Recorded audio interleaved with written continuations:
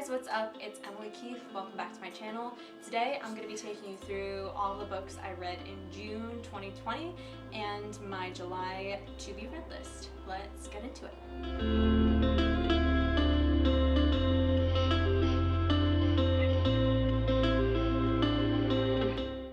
The first book I read was a Colleen Hoover. It was Heartbones. I give this a 4.5 out of 5. I had really no expectations for this book. I think it's one of her lesser known books, and it's honestly such a good summer read. I know it doesn't really look like it from the cover, but it's a fantastic, all I wanted to do was go to the beach after I read this book, but it's also very emotional. It's a romance, and it deals with wealth gap issues and class issues and stuff like that too, in a really powerful way.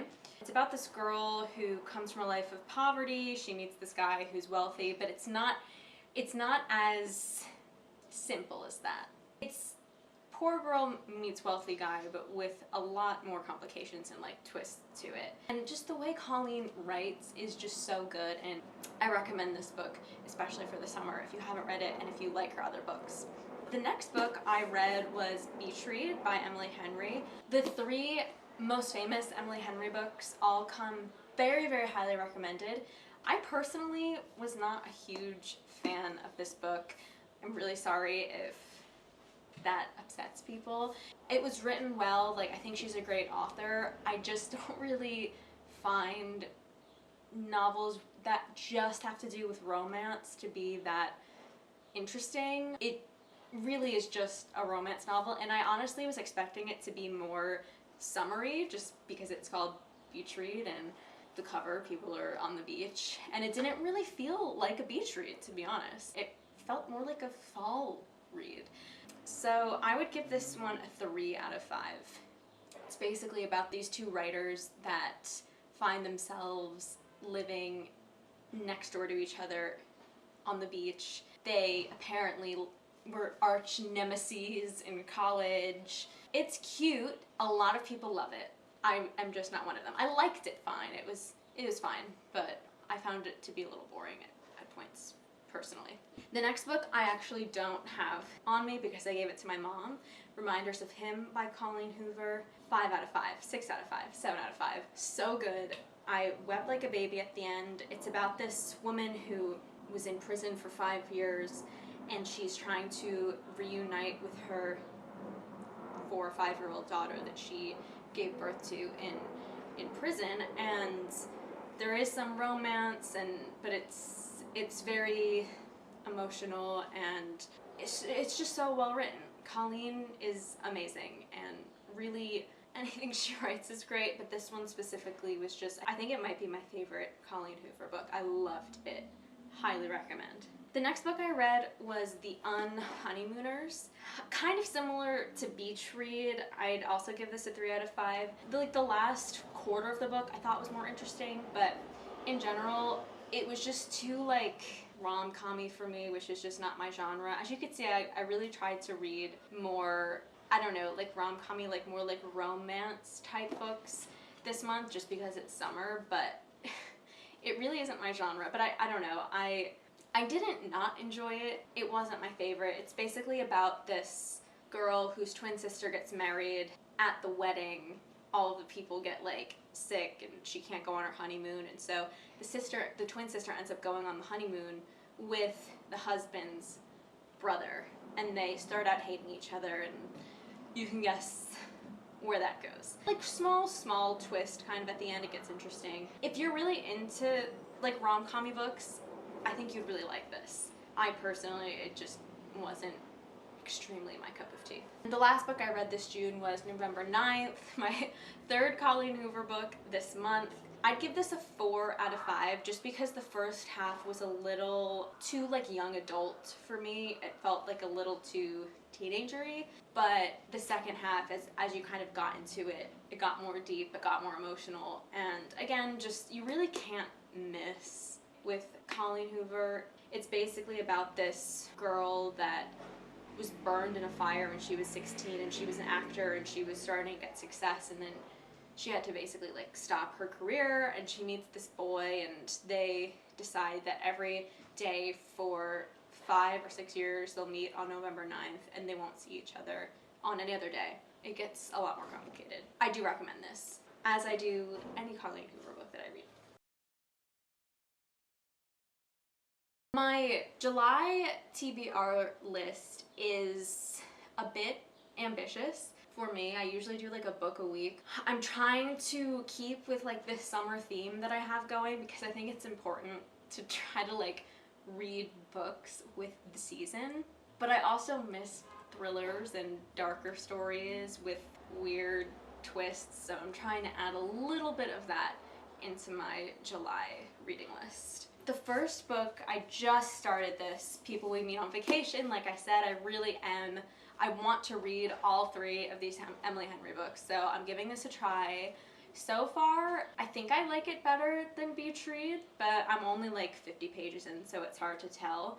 It's about these 2 people that go on vacation every year together and they're best friends, but something really bad happened the last time they went on vacation, and so they stopped going on vacation, and then I think they're about to go on another one, and then the stakes are high because they have to fix everything. So I'm hoping this will kind of give more of like a summary feel, because it's about going on vacation.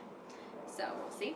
The next book I want to read is a book that my friend is going to let me borrow. It's called Beautiful Ruins. It's a story of an almost love affair that begins on the Italian coast in 1962 and resurfaces 50 years later in Hollywood. I will read that. Anything that takes place on like the Italian coast, the French Riviera, Hollywood, the 60s, I'm there.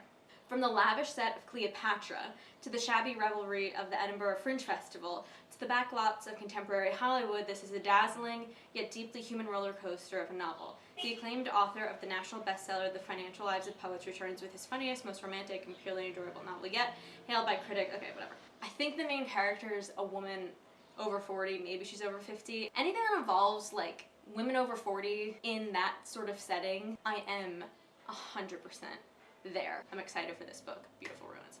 The next book is Love and Other Words. I did like the writing style of The Unhoneymooners, and like everybody recommends this book, so I do want to read it, even if it's not particularly like my style. I believe that you go back and forth to 2 different time periods and track these people's relationships, so I'm excited to read this one, and I'm excited to have read this one, if that makes sense.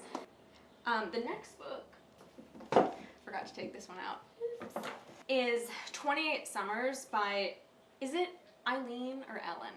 Ms. Hildebrand. I have not read any of her books yet, and I'm really excited to start. Apparently this book is really sad, but I mean, it's summary and deep, and that's really what I'm looking for. So when Mallory Blessing's son Link receives her deathbed instructions to call a number on a slip of paper in her desk drawer, he certainly does not expect Jake McLeod to answer. It's the late spring of 2020, and Jake's wife Ursula de Gornzy is the front runner in the upcoming presidential election. Link is sure there's been a mistake. How do Mallory and Jack know each other? Flashback to the sweet summer of 1993. Love going back in time.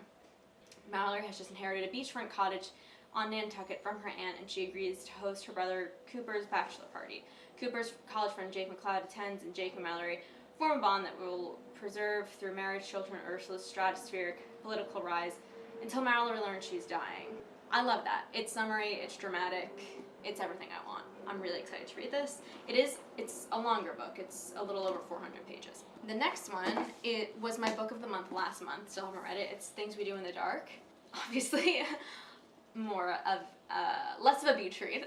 When Paris Peralta is arrested in her own bathroom covered in blood, holding a straight razor, her celebrity husband dead in the bathtub behind her, she knows she'll be charged with murder. But as bad as it looks, that's not what worries her the most. With the unwanted media attention now surrounding her, it's only a matter of time before someone from her long-hidden past recognizes her and destroys the new life that she's worked so hard to build, along with any chance of a future. 25 years earlier, Ruby Reyes, known as the Ice Queen, was convicted of a similar murder in a trial that was a media sensation and riveted the nation. Reyes knows who Paris really is, and when Reyes is unexpectedly granted an earlier release from prison, she threatens to expose all of Paris' secrets. Left with no other choice, Paris must finally, once and for all, confront the dark past she thought she had escaped. I mean, come on. We've got Hollywood, we've got unhinged women, we've got a flashback, we've got two time like it's just everything I want.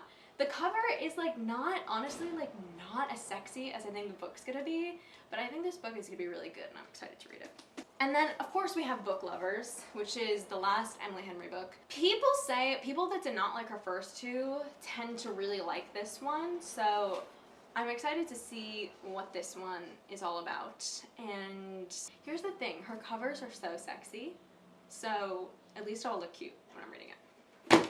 Hotel Nantucket. After a tragic fire in 1922, the year Judy Garland was born, just so we know, that had killed 19-year-old chambermaid Grace Hadley, the Hotel Nantucket descended from a Gilded Age gem to a mediocre, budget-friendly lodge to a naval and abandoned eyesore until it's purchased and renovated top to bottom by London billionaire Xavier Darling.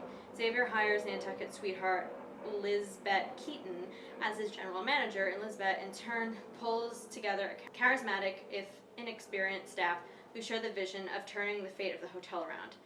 This kind of sounds like White Lotus. They face challenges in getting along with one another and with the guests, in overcoming the hotel's bad reputation and surviving the mostly harmless shenanigans of Grace Hadley herself, who won't stop haunting the hotel until her murder is acknowledged. Ooh! Filled with emotional tension and multiple points of view that characterize Eileen's books, as well as an added touch of historical reality, Hotel Nantucket offers something for everyone in this summer drama for the ages. Yes, like that's what I want in a summer read. I want a summer background with emotional tension, flashes of history, and some people that are trying to cover stuff up. Thank you. And then the last, which was my book of the month July pick, is You're Invited. What could be worse than your ex-boyfriend marrying your childhood best friend, getting accused of her murder? From the author of My Sweet Girl comes a dangerously addictive new thriller about a lavish Sri Lankan wedding celebration that not everyone will survive. When Amaya is invited to Kavi's over-the-top wedding in Sri Lanka, she is surprised and a little hurt to hear from her former best friend after so many years of radio silence. But when Amaya learns that the groom is her very own ex-boyfriend, she is consumed by a single thought: she must stop the wedding from happening, no matter the cost. But as the week-long wedding celebrations begin and the rumors about Amaya's past begin to swirl, she can't help but feel like she also has a target on her back. When Kavi goes missing and is presumed dead, all evidence points to Amaya. However, nothing is as it seems, as Jayatissa expertly unravels that each wedding guest has their own dark secret and agenda, and Amaya not be the only one with a plan to keep the bride from getting her happily ever after. It kind of seems like a summary whodunit.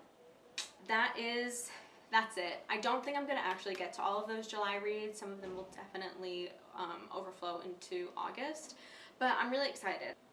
I like having a variety, so I think this month I will have a nice variety to choose from, and rather than reading these like intense thrillers all in a row, or like intense emotional books all in a row, or kind of less serious rom-coms, I kind of like mixing them all together so I don't get bored of one genre. That's it. I plan to do one of these videos every month, so be sure to subscribe to check in on what I thought of these books next month and my August TBR list. Thanks so much. Have a good one. Bye.